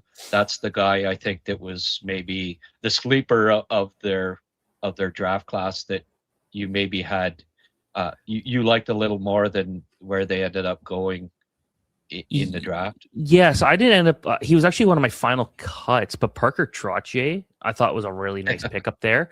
That's a guy that every time I watched him play, he was like, I'm going to obliterate you. I don't care where the puck is, like you're dead. And I kind of like guys like that who've just got that competitive streak. And I think that's the thing. He's so energetic. He's going out there. He's trying to make sure he wins every single battle. And he's not the greatest skater, but the work ethic makes up for it. And he's not like, when I say he wants to kill guys, like he's got that ability. Like I'm not going to say I don't think he would knock down Timothy Runso, but what he's going to go out there and do is he's going to make life harder for him. And that's the thing. I like him as like a fourth line energy guy. So where they got him, like I could have seen, like, again, I did a top 120 list. I think he would have been 121 for me. Like I thought that this is a guy that could have been a pretty decent pick. So 189, I actually really like that pick. Yeah. He's grown on me the more I've watched him. I didn't realize he was as competitive. Like a good motor, right? He's always moving and pretty smart too. I'm not sure about his skill level, but there's not when much. You're smart, when you're smart and you compete, that's always Marty Lapointe loves those types of players. That's a Marty Lapointe type pick. He's definitely no Brian Trottier. No, he's definitely not a future Hall of Famer, and I don't think he's gonna randomly play for Team Canada at one random or a couple of events, because that's the thing with Trottier. He started the World Juniors, played in the Canada Cup for Canada, and then played for the States. Probably not going to see that out of him, but I think what we're seeing here at Parker is a guy that, like, where they got him, I still see a potential for him to play some NHL games. So I really like that pick. He wouldn't play for the U.S. Well, yeah, he's going to play for the States, but I don't think he's going to switch to Canada. Like his grandpa swapped between the two teams. Right. So weird for me. Yeah. So weird that he went from Canada to the USA like that. I know. Literally, in the same tournament, Canada Cup, like Like the one year, I think it was 82 or 81, 82, whatever it was. Yeah. And then the next time they played it, he went to USA. It's like, that's just weird. Yeah. And Parker is going to go play in Saskatchewan, where Brian Trottier, of course, is from. So maybe he will go play for Canada now. Yeah, that's right. You never know. Just like the Hudsons. Yes. No. My first one of my first podcasts that kind of went viral. That comment from Rob. But did you? I never scouted Tyler Dekos before the draft. I mean, you can only look at so many players, and the Canadians seem to make a point of drafting guys that, you know, are older and have already been undrafted and went through at least one draft before. But, you know, you can only scout so many players, and that's not a player that I scouted before the draft. I looked at him since, and of all of their picks, he to me is the one that I think he's a sleeper as far as his potential down the road. There's quite a bit of skill there. There was someone from Penticton who told me to keep an eye out for him last year, and then I believe he ended up signing with Penticton. And the thing about him was, like, the shot's pretty good. That's a guy who knows how to shoot out there, and like, his story's fun because he was in his first draft year. He was playing like Alberta U18 hockey or whatever it was, and like, at that point, your career is pretty much done. Like, these are guys who are looking oh yeah, I'm going to be a really good beer league player in 2 years, and here he is getting drafted to the NHL not much lot later after that. So I think, you know, with him, he likes to hit. He likes to go out there and chase guys down. Like, he plays that energy role, and like, that's the thing. You're probably, at this point of the draft, you're probably drafting energy guys. You're not getting, again, first line quality players at number 200 or whatever it ended up being. But with him, I think he's got to be better as a playmaker. I feel like that's something that's really not kind of his thing, but that shot and the ability to go out there and put guys through the glass and be tough to play against there is intriguing. Long road to the NHL, I think, at this point, but I think he's one of those guys that makes an argument to move the draft for later players to begin with, because these guys develop all differently. And to watch what he's been able to do, like, he put up some decent numbers playing. It was in the AHL this year, which not a great league. Drumheller, though, their rink is awesome. They have a dinosaur outside their rink, like a massive one. I used to live in Alberta, and I love going out there. Then he was pretty good in the USHL as well. Like, he had those good things, but it feels like that's a really good scouting decision to get him when they got him. That's a guy that's true sleeper prospect, real low risk, high reward. Let's see how high of a reward it is. Well, I actually was surprised by the amount of skill he had. Yep. He's got good hands, good shot, and skates well. Yes. And he's also got decent size. So I think that's their sleeper pick out of if I were to say, okay, that's a guy, you know, value wise, that may end up being their best value in this draft class, but we shall see. Certainly, I like to see a major improvement in a prospect from year to year, and to go from AAA hockey in Canada to being a good scorer at the USHL level right away, you know, going AJH, AAA, AJHL, USHL, and produce in both. I think the Canadians might have a sleeper on their hands. Yeah, I think that's the thing. Like, Montreal is a team that likes to swing for some upside in the bottom rounds of the draft, and I think this is one that, when the term that every scout seems to use for him is sleeper, in some cases like the best sleeper, you're probably pretty happy with that. Yeah. If you were to, do you rank teams' prospects outside the NHL? Who would be your top 5 Habs prospects right now? Well, I published that one last week for Montreal, actually. I haven't done a ranking of where they would rank kind of around the rest of the league, but that's fine. I've got Michael Hage, I got Jacob Fowler, Zorowski, Reinbacher, and Pugachyov. I think, again, when you look, I still like Reinbacher. I know there's been, the struggles have been clear, but I'm willing to still be patient with him. I still want to be patient with him. We'll see what happens. I also think he could be a decent trade pick there. And then like Montreal, the thing I wrote about them is like they're a team that nearly went to the Cup final, and yet they still have such an exciting prospect pool. They still have, like, of all the teams in the Final Four, Montreal's prospect pool is the best. And you've got an impact center in Hage. You've got a potential starting goalie in Jacob Fowler, although Dobish might really push back on that one. We'll see what happens there. That's kind of an exciting battle there. Zarovsky, everything he's been able to do in such a short time is interesting. And then, we talked about Pugachyov already. And I like Bryce Pickford. I think that's one where, like, I think there's some of his flaws could have maybe been masked by having a team as dangerous they were last year in Medicine Hat, but you don't score 45 goals by accident as a defenseman. Like that's unbelievable seeing what he did there. And like, those are the types of things you like, getting a guy like him, getting a guy like Mooney, getting these guys who you drafted later, like even Adam Engstrom, like those guys you get later in the rounds. If you could turn them into something, you're so happy. Yeah. I've got Reinbacher still ranked first overall, so I haven't given up on him. Now you're saying obvious, whatever flaw. What to you are the things that? Well, it just feels like it just feels like he's had to still play a lot of catch up, right? Because of like the injuries. Injuries in that first year after the draft, where he basically got like not a ton of ice time, and he had like a new coach every other week. And I think the thing about him, it's like not every defenseman's going to put up a ton of points. And you look at him, and I think there's some scouts who, or not scouts, but a lot of fans who want to see him really have a big offensive breakout in Laval.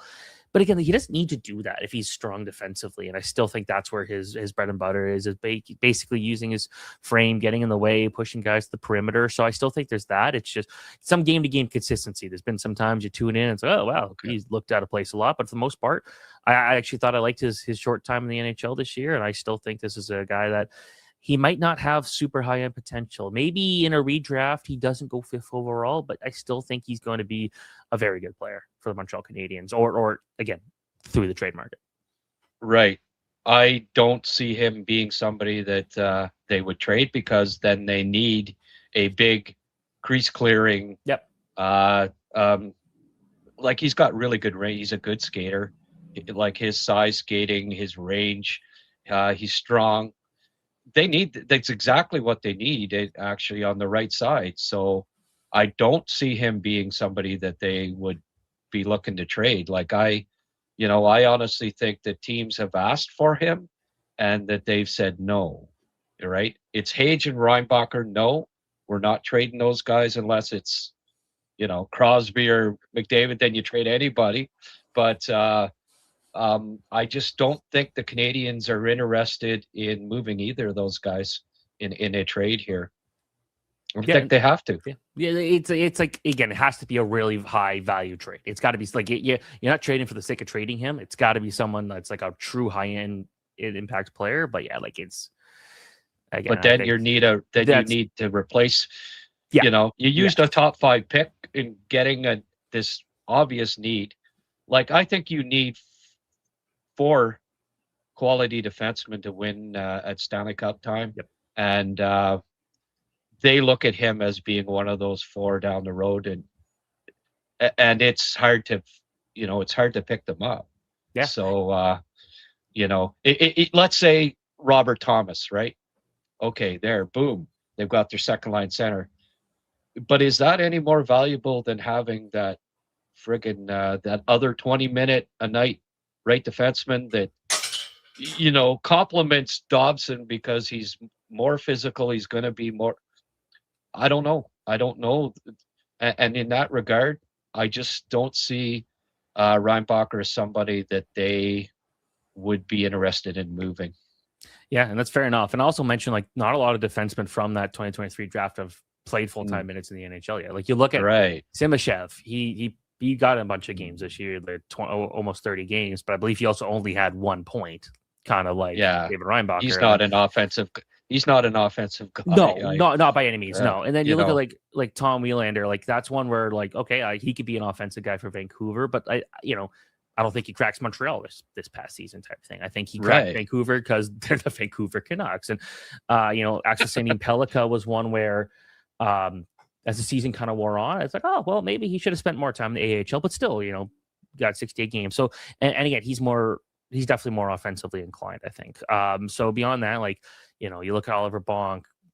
Well, I think he had one game in the NHL. Tanner Molendyk hasn't played in the NHL yet this year. Like, it's the fact that we haven't seen much of Reinbacher in the NHL is not concerning because it's harder for a defenseman to break through.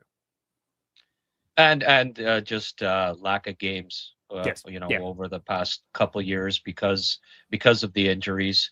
Mind you, he's the only top 5 defenseman in the last 30 years that didn't play at least 5 games at by the age of 22 in the NHL. The last one being Thomas Hickey, 19 years ago, drafted by the LA Kings, 4th overall. So it's rare, but in Reinbacher's case, I think it has just more to do with lack of experience. And defensemen need reps, right? They need that experience and to learn how to, especially when they're coming from Europe, right? And trying to adapt to the smaller rinks and the North American style of play. Yep. It's turns out it's hard to make the NHL. Who knew? I've been trying my whole time. This whole time, I still believe I can make it, but there's still some time. Yeah, I still have dreams where the Habs call me up, and I'm sick. I'm in my 60s now, guys. Are you sure? You sure you need me? Oh yeah, we've got a spot for you there. But like I've got all my gear over here. It's all drying. Like if a team needs me, I'm ready to go. I just might have to buy me some goalie skates. Other than that, yeah. I honestly I don't remember scouting you in your draft year, Steve. But okay. There was a tournament I played in, like it was an outdoor ball hockey tournament. It was like raising money for where was it? Yeah, that one. It was raising money in Toronto for food of some sort. Anyways, the big guest they had was Bob McKenzie, and I was like, I think 17 or 18 at that point. And Bob McKenzie's there watching the game, and because my game was the one that had the spotlight on it, and I'm like, oh, that's Bob McKenzie, and I'm like, okay, I got to impress him. I got to get on the draft board. And the next shot was a toss glove goal. So I didn't get drafted that time. I think it was him in particular is the reason why I didn't get drafted, was because he saw me allow a goal from like 6 miles away. I was going to make the NHL. Right. I think everyone knew it. It was true. I just, other than the lack of skill, I was going to make it. Yeah. In your boots. Yeah. So like I played ice hockey defense. I didn't play ice hockey goalie, but I felt like I was still going to make it as a goalie. I think that was still I still think there's a chance. I gotta. Ice hockey, boy. Well, you'd have blown your interview if you'd been saying ice hockey to the Habs staff there when they were querying you about what's your favorite tree and such. But hey, you know what? I think people forget about underwater hockey and unicycle hockey. So we got to differentiate these things so people know about these sports. Right on, Stephen. Thank you so much for taking an hour of your time. I know you've got to get all prepped for the Hlinka. I guess I should ask you who's going to win? Who's going to win the Hlinka this year? I think it's going to be Canada or Czechia. And right now, Czechia, that's a group that actually just lost the one defenseman, the Czech defenseman for 2028 drafted. I'm drawing a blank on the name right now, but overall, I think those are the two teams to watch: Canada, Lana Dupont, Alexei Joseph. Like that's exciting offense up there, and defense with Dupont's case, and maybe not the world's strongest tournament. It is the summer. Let's just say if you're watching this tournament, kudos to you guys. Summer hockey, and it's not exactly the greatest hockey of all time. It's funny how many scouts and how many media people dread going to this event. Oh, it's I know. Do we need this event anymore? It's like it's there's worse things to be doing than watching top quality players in August. But do we need to is the question. Should we be doing this right now? Could this be a September activity? Yeah. No, we got to be working 11 and a half months a year. Yeah. Do you have a top 5? Top 10, top 5? Yeah, I got the I did one recently. So I got I like Lana Dupont number 1. I like Privilov. No. I like yeah. So we're breaking news, right? I got Privilov there. Number 2. I got Joseph in number 3. Skvortsov. Skvortsov. Yeah, I like him more. Yeah, there's a lot. I like him more than Privilov, actually. Yeah. Certainly skill wise. more skill and more skating, and then I like Carter Mayer, but we'll see. Lots going to change in this draft rankings as the season even just gets to the point of beginning at this point. Yeah. Team is going to be that conversation. I was going to say he must be top 10 for you right now. Yes, he's number 9, but he's going to be higher than that. I think. I'm starting to like him more than Sammy Nelson, Brock Englund. Okay, well, those are some good names. I had a look at Skvortsov not too long ago. I kept noticing when I was looking at Pugachyov videos, and I thought, okay, good numbers, a lot of skill. He's an exciting player to watch. I could watch Skvortsov play all day. Just as far as skilled forwards go in this draft, he's right at the top for me at this point. If there's more skilled forwards, I want to see him. Yeah, they're the ones who make things fun. They're the ones who make things exciting. Yeah. Not exactly the shutdown defensive defensemen don't exactly make hockey that exciting. No, that's not Landon DuPont either. It could be. Who knows? You think? Yeah, right. Canada's got a promising looking blue line down the road with the likes of DuPont, Schaefer coming up these days. Goaltending, things got to get turned around there, I think. I don't know why we're not developing that many goalies right now, but that would be the one thing that I think. I'm ready to go. Yeah. Yeah. Like if they need me, I'm ready to go. Okay, Stephen. I could talk 2 hours easily with you there, but we better let you go. Thank you for joining us for the first time. Let's do this again. Yeah, absolutely. Thanks so much. Okay. Thank you.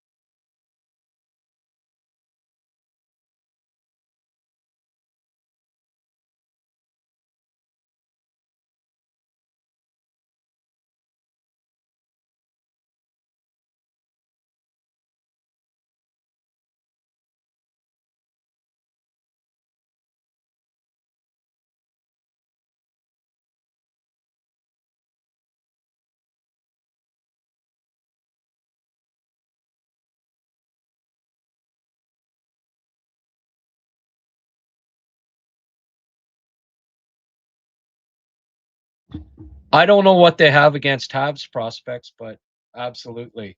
I agree 100% with that. And this here, sorry, I think my mic was, even though I unmuted it, it was muted up top here. Engstrom and Mooney lead the list of guys who may never be fixtures in Montreal's lineup. I agree with that. I'd also add Beck to that list. Kenny seemed to have had most of the posts here. Canada's system is way behind the others in a way. USA has their development program. May need to change. I don't think so. Canada's still developing the most talent. They just, Kindell couldn't play last year. Like, it wasn't just Schaefer and Celebrini. There was a list of about 7 or 8 guys that could have played. And the year before, it was ridiculous. They left off guys like Iginla, Seneca, and Hage. It was just, I wouldn't mind some changes at the top in Hockey Canada, This just came to me. Has there ever been 2 Austrians on the same NHL roster? Came to me before, Ken, I looked it up. Michael Grabner and former Montreal Canadian Thomas Vanek, played together 1 year for the Islanders back in the day. I researched this in the past because it came to me, because the more I looked at Vinny Rohrer and thought, geez, he might play for the Habs too. Certainly Reinbacher's gonna, so that'd be 2 Austrians, right? 2 Austrians playing on the same NHL team. It's only, as far as I know, it's only happened once, and it was Grabner and Tomas Vanek, and it was with the Islanders 2012, 13, I think it might have been. But they, as far as, my crack research staff came up with those 2 who only, Andreas Nodal and Vanek. There's been Thomas Raffle.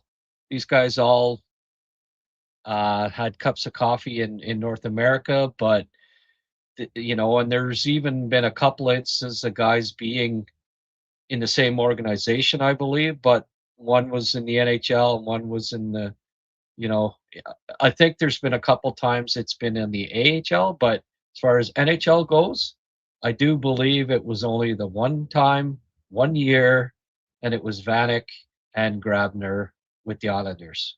So it would become, if and when it happens for the Habs, Austrian-born Vinny Rohrer and David Reinbacher would be the second Austrian duo to play in the same year on the same NHL team, which is kind of cool trivia. Cliff Clavin would be something Cliff would use if you're in the bar with Cliff Clavin. All right. Lane Hudson, best pick ever. Yeah. Yep, for sure. Jordan Spence, don't see him representing Canada too often here in the future. Folks, we've got very pedestrian numbers here tonight. I guess dog days of summer, right? The next week or two, probably not going to have a lot of people tuning in. I'll keep doing these anyways. It's my it's my job, and I'll keep churning out these podcasts. And I know I've got the faithful group that are here most nights, but some of the regulars, even I noticed tonight, are not even here, and it's understandable, right? It's the 1st of August. People are doing things, and can't expect record numbers. And it's not like there's a lot happening right now. I have to invent some of these topics, but let's have another look and see where we're at as far as how many people have voted here. By the way, I will bring this up one more time in a minute. All right, we've had 202 votes now, which is pretty good. And 49%. The question, the HabsCast poll of the day was, if Ivan Demidov plays 80 games, how many points will he score in his second NHL season? You know what? I could probably share this. Let me see if I can do that. I'll do this, share screen.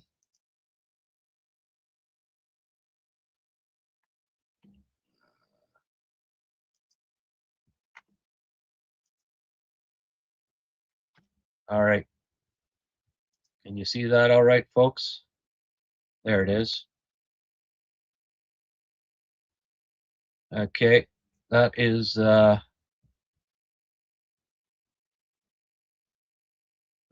just a sec here.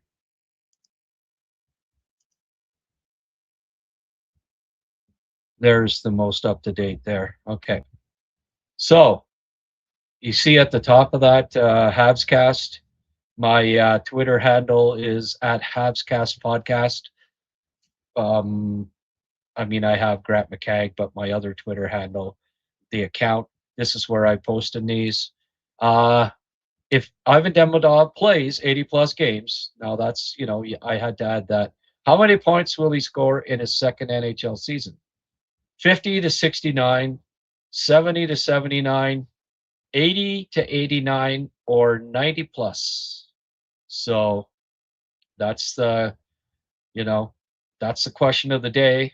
And after how many hours have we had it up? 9 hours, 202 votes, which isn't bad. 49%, that's damn close to 50% of respondents say 70 to 79 points for Demidov. Tell us what you think he'll get. 50 to 69, less than 10%, and 80 to 89 points, 35.1%.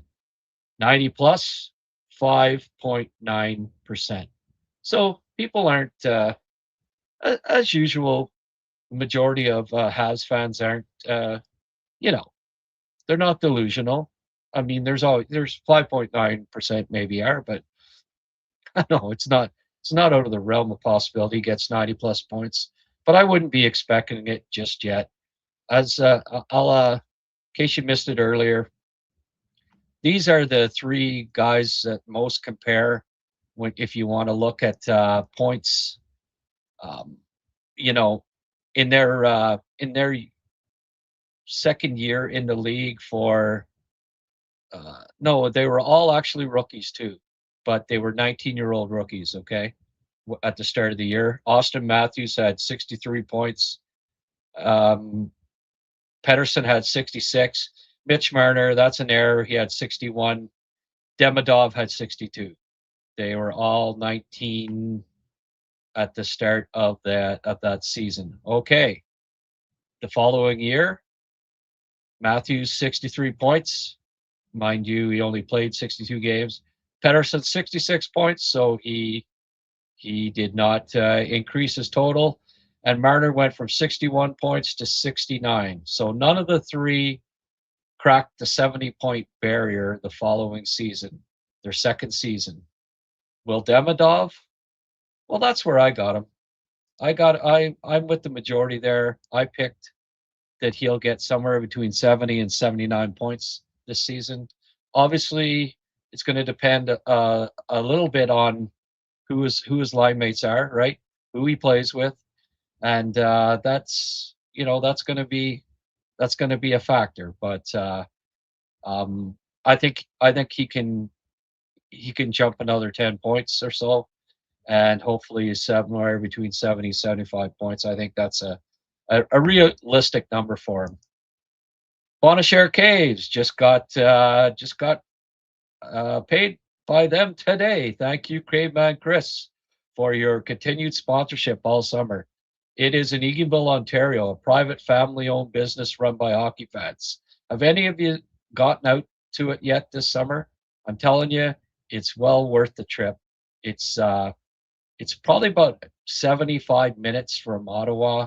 Beautiful, a beautiful drive up in the Ottawa Valley, Highway 17 and Highway 60, and then you go off, and it's a beautiful, beautiful country up there, let me tell you. And it's on the Bonashare River, obviously. Very beautiful location, gorgeous in the summer. Guided tours. Here's a look inside the cave. As you can see, it's lit. It's lit all the way through. They've got planking down. So the walk is, it's not a bad walk. It's beautiful. It really is, and it's quite a trip. I highly recommend it. And if you go there, there's Caveman Chris there holding my hockey book. You go there, ask him for a copy of my book, Valley Snapshots. He's giving them away free. I gave him 200 copies to give to people, and told him, make sure anyone that comes there from the HabsCast, from the podcast, mentions it, make sure they get a copy of that, and they're treated well. Everybody's treated well there. It's just a great spot. Bonashare Caves, Eganville, Ontario. Thanks, Chris, for your continued support. And of course, Next Level Hockey, you know, there's their Instagram at Next Level Hockey _, and then their website, nextlevelhockey.com with a hyphen between level and hockey. Check out their website. If you've got young aspiring kids in the, hockey players in the family, great. I highly recommend it. I went there and did a seminar, talked to the kids at the end of a camp, and they asked questions, and they were great, and I enjoyed every minute of it. Mike Bonacountry runs a really cool camp there, and I would highly recommend it as far as developing a young player's hockey skills. He Owen Beck attended that camp once upon a time, so clearly Mike and company know what they're doing. And Rohrer and Reinbacher are the same age, unlike the other pairings. Yeah, well, I think, they might play multiple years, right? And they would become the first Austrian duo to play multiple years on the same team. I can see it happening.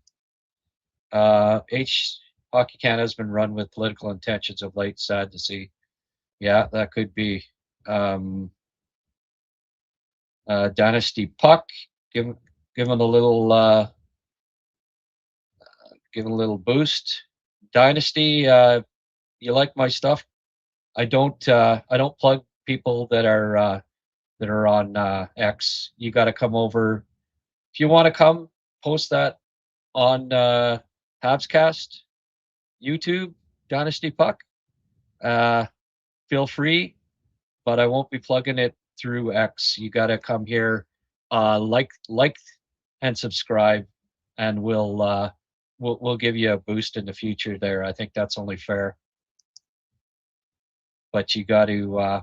I only read messages from people that are that come onto the live chat on YouTube and post here. That's the deal. Okay. Ross and someone else with the Wild. Rossi and someone else with the Wild. Yeah. Well, they got to play on the same team, right? Yeah. Like, we're not talking about just playing in the league at the same time. We're talking about on the same team. Hockey Nation Live on YouTube. Okay. We don't need you guys plug in your other podcasts on here, folks. 6-2 Canada, 60 minutes left in the third. Okay, 7-2. I'm taping it, so we'll have a good look at that and see what's going on there. Looks like they've I imagine Landon Dupont's got a point or two.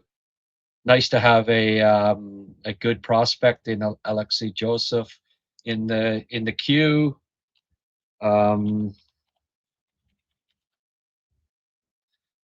Let's just bring this up here.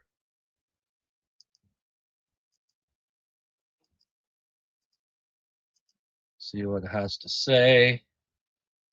Okay, cookies.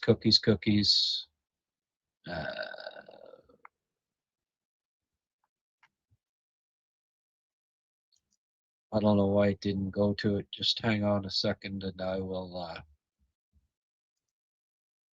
find this.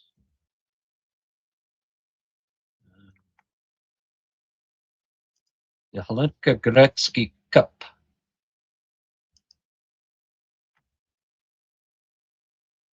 All right. Couple of goals for Pew. Joseph Dupont's not getting any points. Schwander scored one for Switzerland. He's a good prospect. England, Pugh, Warren, Edgar, Pugh, Veach, England. And England scored one shorthanded. So 2 goals for him. He's a good looking prospect. Steven has him in his top 10, I believe. So no huge surprise that he's off to a good start. But that's good news for Canada, being up 7-2 on Switzerland. Usually Switzerland doesn't get blown out. The one thing they do is stay competitive in these games. So Canada's got some firepower, looks like. So, the panic over getting shut out 6-0 by Czech Republic in an exhibition game, probably over. That's okay. No, that wasn't a spoiler, Drum Dude. I appreciate you posting that. The updates are more than welcome. Finland beat Germany 5-2 today. Fogelberg, Dan Fogelberg's nephew, scored. Kokkonen, Poikala, Kilmala, Lilleberg, Fogelberg scored for Finland. I got to get up to speed on these guys. I haven't. I wipe the slate clean. I don't like to have too many influences going in, and because it's what you do in your draft year that is the most important. Cullen, there's another Cullen on the way. They're just churning them out, eh? The Cullen family. Joey Cullen. Of course, Wyatt Cullen was drafted last year high in the draft. Now Joey Cullen is another prime prospect. Rooney, Grubb, Burkar had the hat trick. He was a player of the game for the U.S., who beat Czech Republic 6-4. So the Czech Republic beat Canada 6-0. U.S. beats them 6-4.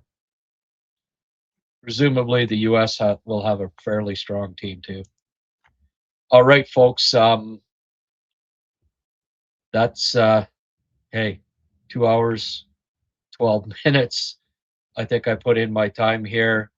Like I say, we're not getting a whole lot of people tuning in, and that's understandable.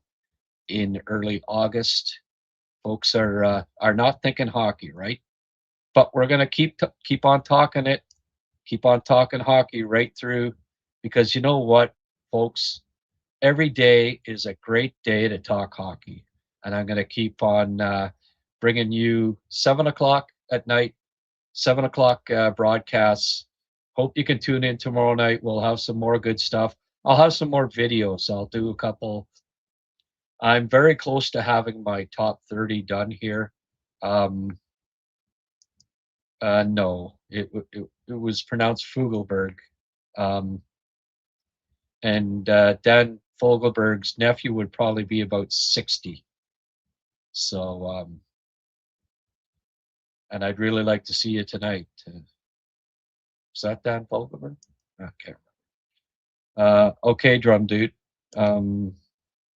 Have a good night, Grant. People will catch a good interview on repeat. Yep, for sure.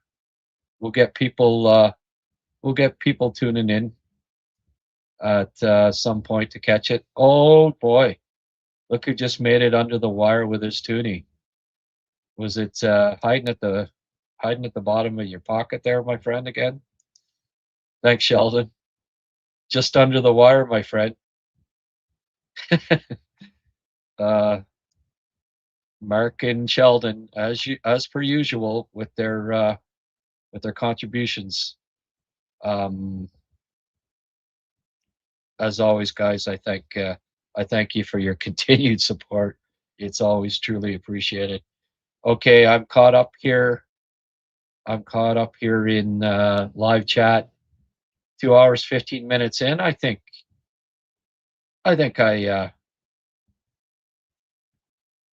oh, that's who that was. England Dan, John John Ford Coley, right? Yeah. I always get those two mixed up with Dan Fogelberg for some reason. Maybe because there's the Dan in there. All right. Well, England Dan, maybe he scored 2 goals for his nephew scored 2 goals for Canada. Okay. Enough of the tomfoolery. Granddaughter's 13th birthday party today. Well, good stuff. Hi, Grant and Team HabsCast. Yeah, well, Russell, I'm just leaving. Unless you want to, you send me a few bucks, I'll stay a few more minutes. But, time is money here. John Ford Coley, that's right. Sorry I'm late to the show. Hey, you'll just have to watch it. You'll just have to watch it on live there, my friend. Better late than never, but like I say, I guess I think I'm gonna have to bid you all adieu.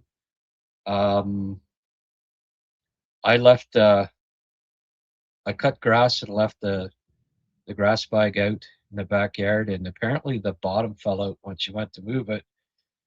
I didn't ask her to move it, but she did, and she's none too happy about it. So I better go. I better go put out the fire. All right. Thanks, everyone. I really appreciate it. And it was another great day to talk hockey. See you tomorrow night, 7 o'clock. Hopefully none of you have birthday parties that mean that you're going to miss what promises to be a great show. Thanks, everyone. Tell your friends about this. Tell them about the interview with Stephen Ellis. He was a great fellow to chat with. We're going to have him back on again because I thoroughly enjoyed the discussion that we had, and he's a good kid, an up and comer in the in hockey media circles, I think. All right, everybody, take care for tonight. We'll talk to you hopefully again, same time, same place tomorrow at 7. Bye for now.